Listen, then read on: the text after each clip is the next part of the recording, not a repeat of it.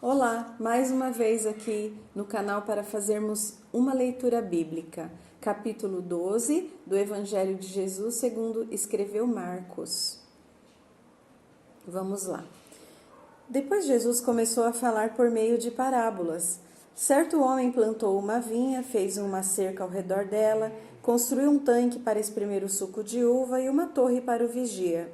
Depois arrendou a propriedade a uns lavradores e saiu do seu país. No tempo da colheita, ele mandou um dos seus servos para receber a sua parte do fruto da vinha. Mas os lavradores o agarraram, o espancaram e o mandaram de volta com as mãos vazias. Então o dono enviou outro servo, o qual foi espancado na cabeça e insultado.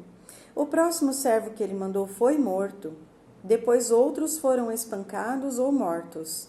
Ficou faltando apenas um para mandar, o seu filho amado. Finalmente ele o mandou e pensou: a meu filho eles vão respeitar. Mas quando os lavradores ouviram, disseram entre si: ele vai ser o herdeiro da propriedade. Vamos matá-lo e então a herança será nossa. Assim foi que eles o agarraram, mataram e jogaram o corpo fora da vinha. Que acham vocês que o dono da vinha fará quando souber o que houve? Virá matar todos os lavradores e dará a vinha a outros. Vocês não leram o que as Escrituras dizem? A pedra que os construtores rejeitaram acabou se tornando a pedra mais importante de toda a construção. Isso vem do Senhor e é uma coisa maravilhosa. Os líderes judaicos queriam prender Jesus, pois sabiam que era contra eles que ele havia contado aquela parábola, porém tinham medo do povo, e então desistiram da ideia e foram embora.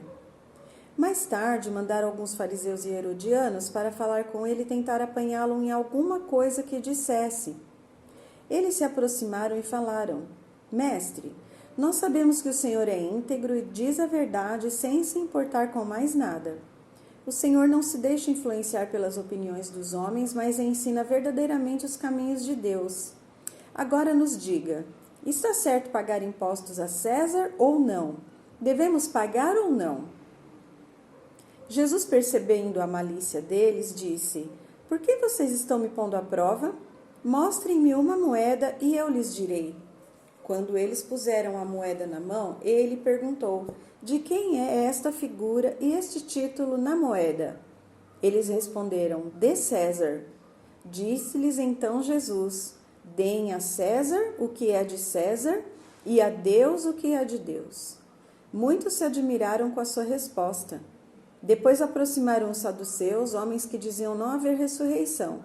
Esta foi a pergunta deles: Mestre, Moisés nos deu uma lei dizendo que quando um homem morre sem deixar filhos, o irmão dele deve casar-se com a viúva e suscitar descendência a seu irmão. Ora, havia 7 irmãos e o mais velho se casou e morreu, não deixando descendência. Assim o segundo irmão se casou com a viúva, mas morreu logo também e não deixou filhos. Então o irmão seguinte casou-se com ela, morrendo sem deixar filhos. E assim por diante, até que todos morreram sem deixar filhos.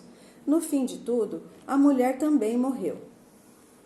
O que nós queremos saber é isto: na ressurreição ela será esposa de quem, visto que foi esposa de todos eles?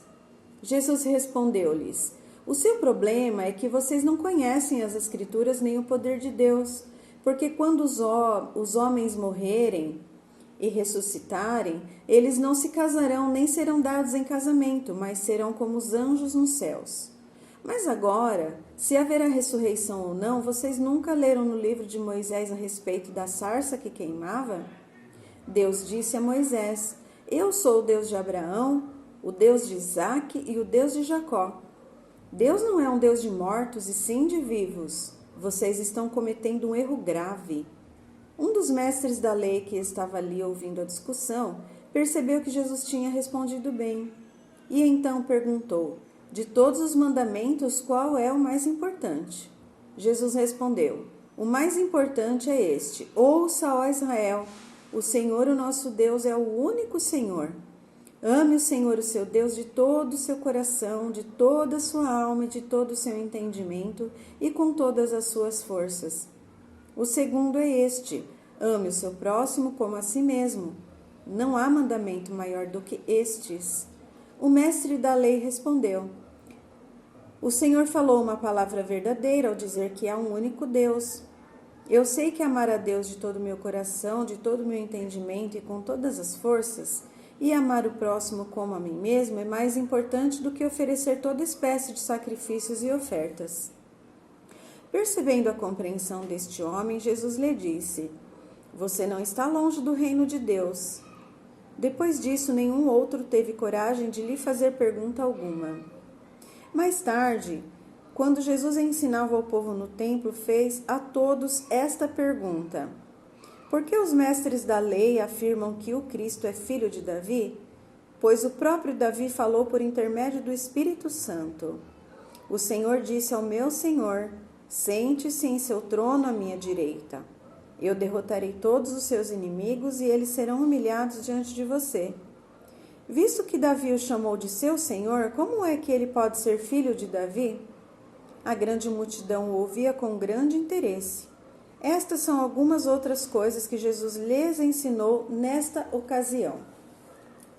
Cuidado com os mestres da lei, porque eles gostam de usar as vestes especiais e ver todo mundo se curvar diante deles quando andam pelas praças. Eles gostam de ocupar os melhores lugares nas sinagogas e nos banquetes. Entretanto, sem nenhuma vergonha, eles exploram as viúvas e tomam os seus bens e, para disfarçar, fingem-se de piedosos, fazendo longas orações em público. Por causa disso, o castigo deles será ainda maior. Então Jesus passou para onde estavam os cofres de ofertas do templo. Sentou-se e ficou observando o povo colocar seu dinheiro. Alguns que eram ricos punham grandes quantidades.